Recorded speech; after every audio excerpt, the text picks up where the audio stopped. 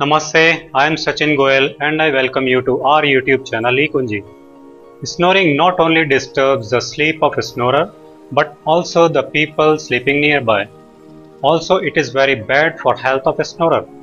Weak throat muscles, tense jaw muscles, nose obstruction, etc. are the main causes of snoring. Let's know easy home remedies for snoring. You can print these home remedies from our website ekunji.com.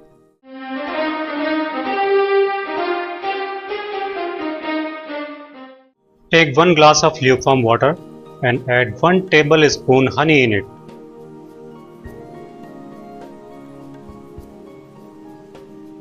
Drink it daily at night before you go to sleep. It cures snoring soon.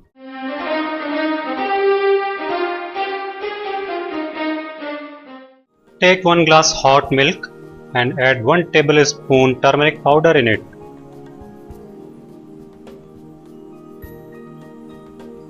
Drink it daily before you go to sleep at night. It repairs muscles of throat and jaw, which in turn cures snoring very quickly.